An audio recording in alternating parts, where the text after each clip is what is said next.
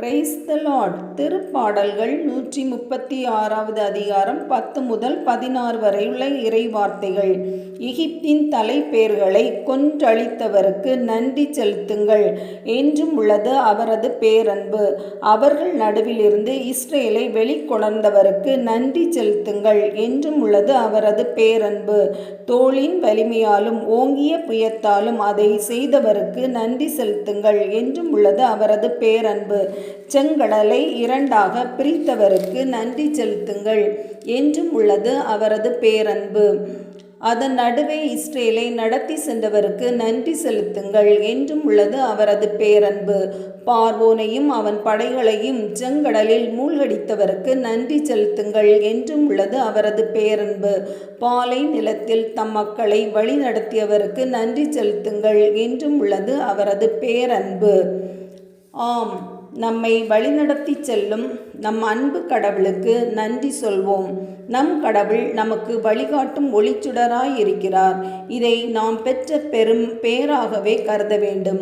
கடவுள் இஸ்ரேல் மக்கள் எகிப்தில் அடிமை நிலையில் வாழ்ந்து கொண்டிருந்த போது அவர்களை விடுவிக்க தம் வல்லமையை வெளிப்படுத்தும் போது எகிப்தின் தலைப்பேர்கள் அனைத்தையும் கொன்றழித்தார்.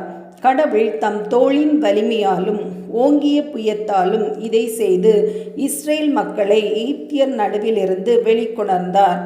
இதனால் இஸ்ரேல் மக்கள் எகிப்தின் அடிமை நிலையிலிருந்து வெளியேறும் போது எகிப்தியர்கள் அவர்களை பின்தொடர்ந்தனர்.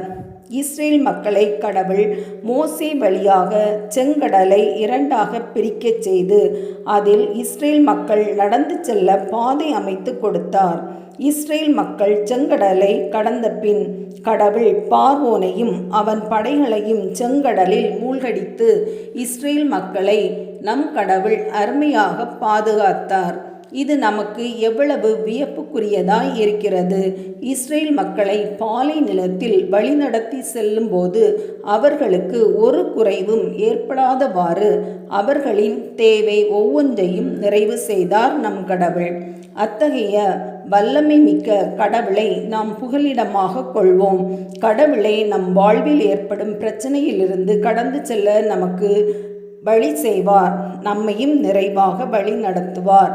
ஆமேன். God bless you.